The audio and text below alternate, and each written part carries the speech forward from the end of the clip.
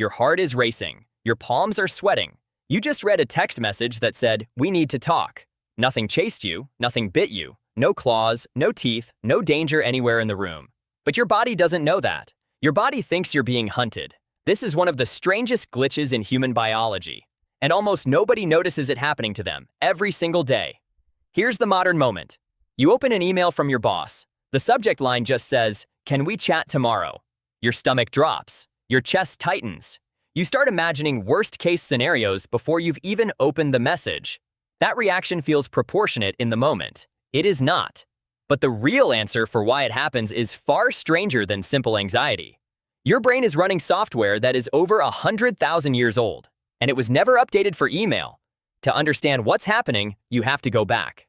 Not a few decades, not a few centuries. You have to go back to the savannah. For most of human history, your ancestors lived in small nomadic groups on the plains of Africa. No walls, no weapons stronger than a sharpened stick, no way to outrun a predator. A rustle in the grass could mean wind, or it could mean a lion.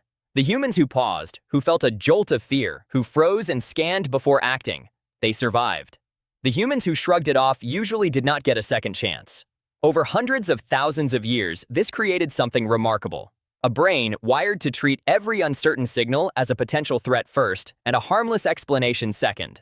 Neuroscientist Joseph Ledoux spent decades studying this exact mechanism. He mapped how the amygdala, a small almond-shaped cluster of neurons buried deep in your brain, acts like a smoke detector. It doesn't wait for proof of fire. It reacts to smoke. That's the key. Your amygdala doesn't wait for confirmation. It reacts first and asks questions later. This made perfect sense on the savannah. A half-second delay to confirm that the shape in the grass was actually a lion could cost you your life. So evolution built in a shortcut. React first. Sort out the details after you're safe. Fast forward to today. The lion is gone, but the wiring is still there. Your brain cannot tell the difference between a predator crouched in tall grass and a boss asking to chat tomorrow. Both trigger the same ancient alarm. Both flood your body with the same stress hormones. Both make your heart pound and your thoughts spiral. This is called an amygdala hijack, a term popularized by psychologist Daniel Goleman. It describes the moment your emotional brain overrides your rational brain, taking control before you've had a chance to think it through. Have you ever snapped at someone over something small and only realized afterward how disproportionate your reaction was? That's not a character flaw. That's ancient hardware misfiring in a modern world. Here's where it gets stranger. Researcher Robert Sapolsky, who studied stress in baboons for decades, found something remarkable. Wild animals experience intense stress, but only in short bursts.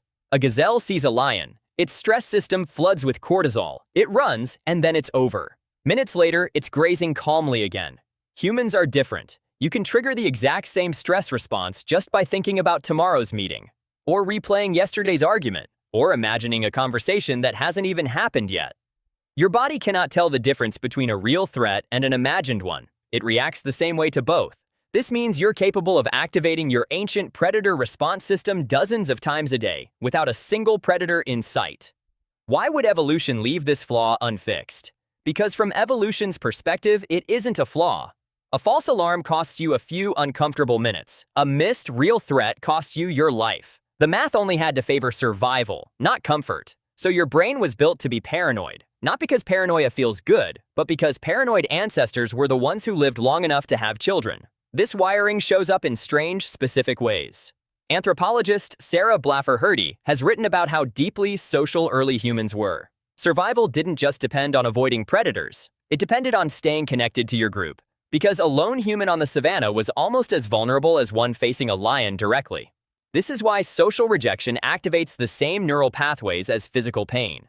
A study led by psychologist Naomi Eisenberger found that being excluded from a group lights up regions of the brain associated with actual physical injury. Being left out of a group chat. Watching a message get read but not answered. Noticing you weren't invited to something.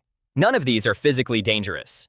But your ancient brain treats social exclusion like a 5-alarm survival threat, because for most of human history,